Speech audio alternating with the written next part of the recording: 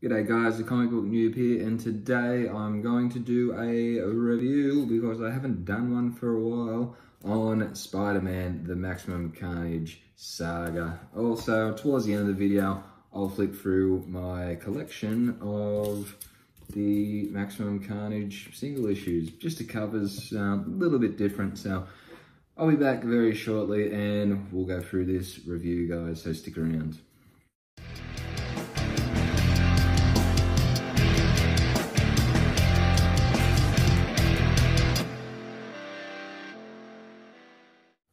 Alright guys, and we're back. Like I said, this week we are going to do a review on Maximum Carnage. This was one of my favourite, well, I never read it all as a kid. I read issues, and I don't even know what issues I read as a kid, but, you know, there's 14 issues. I probably read maybe half a dozen if I was lucky. It was just, in Australia, it's sort of hard to get your hands on, especially this was 1994, this saga come out. So I was like, what, 8 years old, 9 years old, something like that. Yeah, it wasn't easy to get your hands on 14 issues, let alone there were 5 different Spider-Man titles this went across. Spider-Man Unlimited, Spider-Man, Amazing Spider-Man, Spectacular Spider-Man, Web of Spider-Man.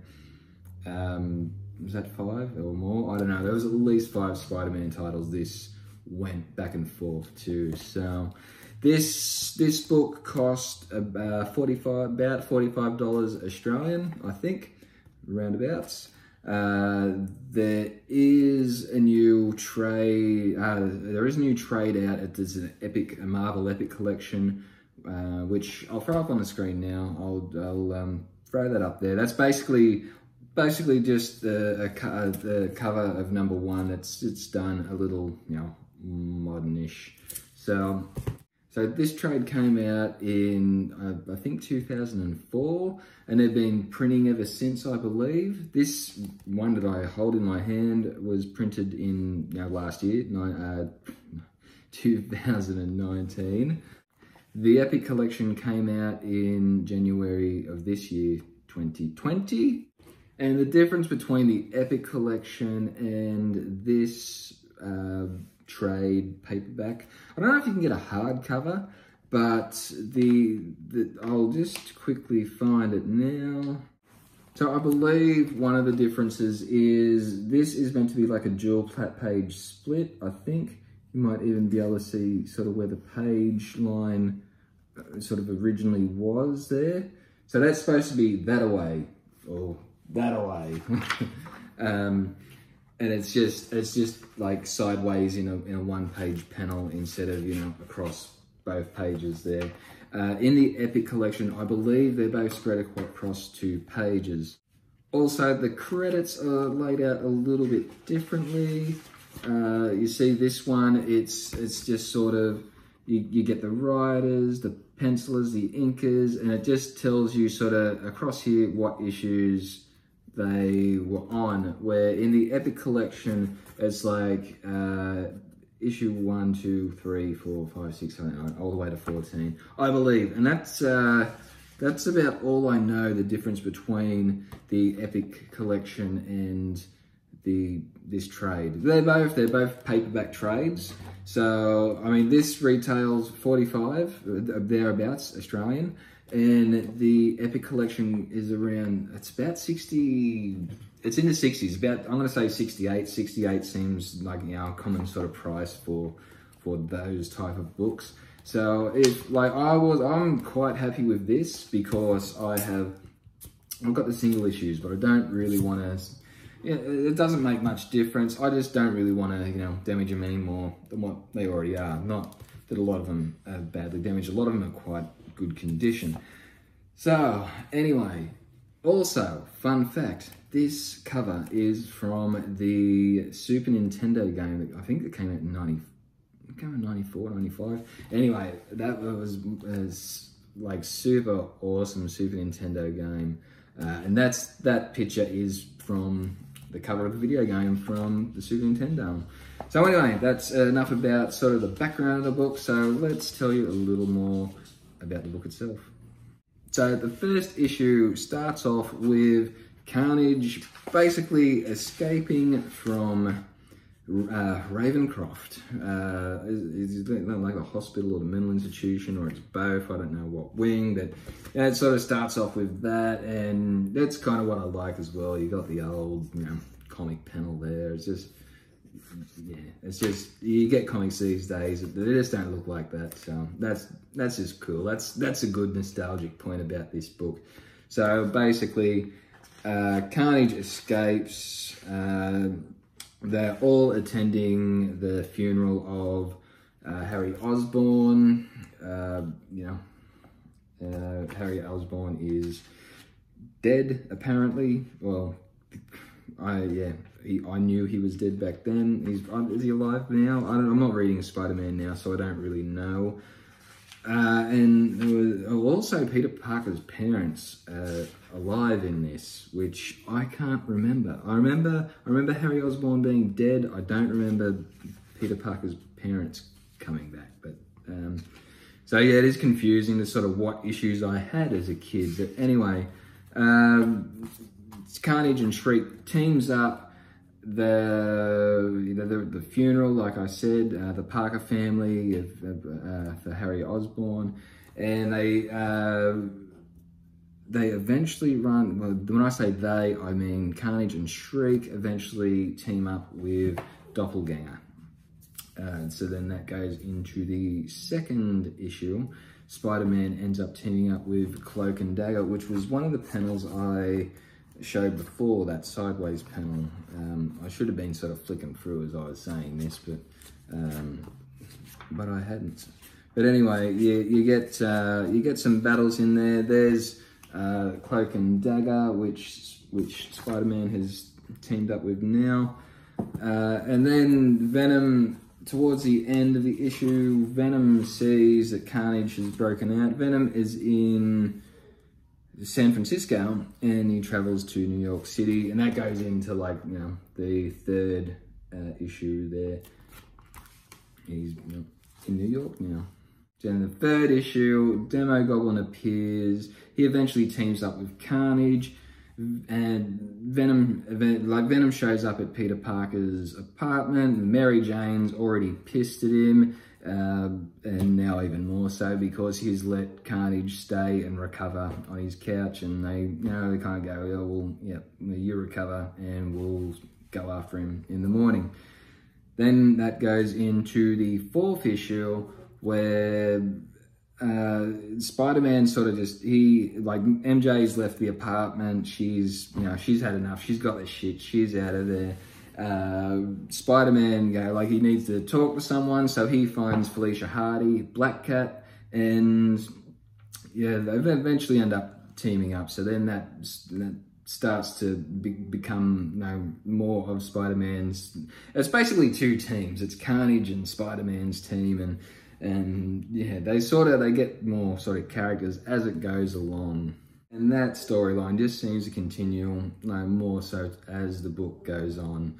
It's, just basically characters go in and out, and yeah, I think you get Carry On. I don't know if I'm saying that properly. Captain America, Firestar, Iron Fist, Deathlock, Morbius, and this I've known of this character before, Nightwatch. He's just a rip-off of Spawn. I think this must have been like we're going to stick at the Todd McFarlane saga. And then they made this Nightwatch character. So this Nightwatch character, tell me that isn't a Spawn knockoff with the cape and the face mask, and there's one, yeah, look at that, that is just a terrible attempt at a Spawn character. Through these issues too, because, it goes from so many titles, and they basically did that back then to, 14 issues would have been over a year worth of comics. So I think they came out monthly at the time. They might not have. They might have came out, I don't know, 2 weekly. So it was going to be, if they did it all in Amazing Spider-Man, it would have, you know, taken up like a lot of Amazing Spider-Man, rather than there's like 3 or 4 Amazing Spider-Mans, and it goes to Spectacular. So it's like you had an issue of Maximum Carnage coming out every month in different Spider-Man titles. So that's why, I think that's why you get a lot of explanation into sort of what it does. It does start to, you know, sort of irritate you a little bit as you're reading it, because there seems to be so much explanation with some things and what's happening and what has happened and things like that. But if you can sort of just, you know, get past that, and it's not a bad story. I mean, it's typical 90s Spider-Man, but it is, I found it enjoyable. The art does get better as it goes along, but then like issue 13, the art I think is terrible. So issue 13, like, look at Dagger. Like, that is, like, and the art's just like that in that whole issue. It's just terrible art in that. And that did bum me out a little, because I'm like, all right, the art's getting better and it's going to be, you know, a good finish. I can't remember. I don't know if I've ever read the 14th issue of Maximum Carnage. And that was like just a huge bummer to, like, you know, the artwork to start ramp up and then just go bang. But it redeemed itself in 14. Yeah, so issue 14 just got back with that. Like, that's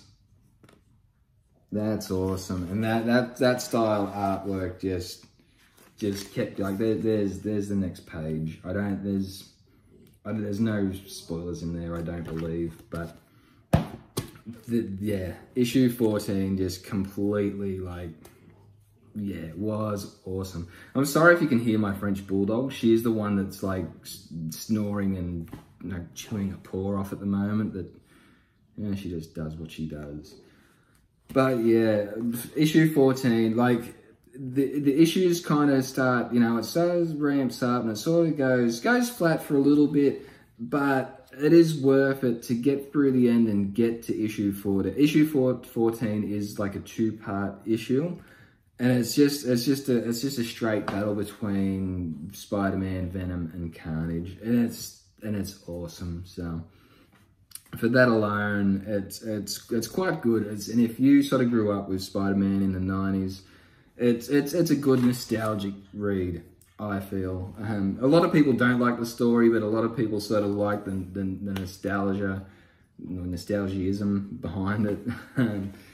But yeah, I recommend this. If you can get over sort of like the 2-page panels that are sideways, if you're like me and, you know, you might have some single issues, if you can get past that, I mean, it's not that bad, but the epic, I mean, and there's probably a dozen 2-page panels that are sideways in this book. So if you can get past that, then you can save a bit of money and get the cheaper trade, or you can spend the extra money and get, you know, like the 2-page panels as they look like in the comics. So also, you can read this without knowing a lot about Spider-Man and probably enjoy it. So I do recommend, if you haven't read Maximum Carnage, you're looking for something new, or you're looking to get into Spider-Man, you can read this and not know a lot about the background of Spider-Man at all. And of course, there's a lot of explanation going on as well. You're not going to get lost in what's sort of going on. So yeah, it is worth picking up if you're deciding on it or thinking about it, or, you know, whatever. So anyway, that's a review, guys. So let's get into the single cover issues. So, and this one, I'll just show you this first. This is this is just in a magnetic case, but this is my Spider-Man Unlimited #1 for Maximum Carnage #1, signed by Stan Lee. It's not CGC or anything like that. It's authenticated by PSA DNA, which a lot of my sports memorabilia is certified by those guys. So I've got no problem having you know, a comic like this that's certified by these guys and not CGC, because it's, for me to send stuff to CGC, it's just ridiculously expensive for that to happen, especially now. But anyway, there's number 1, which the unsigned. I've got like 3, the signed 1 and 2. I've got a duplicate of number 1. So there's number 2 with Carnage, Spider-Man, and J. Jonah Jameson. We've got, this is actually, yeah, like the covers for Maximum Carnage are quite awesome. And that's, you know, just a nicely drawn Spider-Man in the, you know, background, Venom and Carnage sort of battle there. This is issue number 3. Number 4, it's very highly outlined, very inky. Sorry for the glare, I apologize. I should have taken these out of the bags, but yeah. That's probably my one of my least favorite of the 14 covers.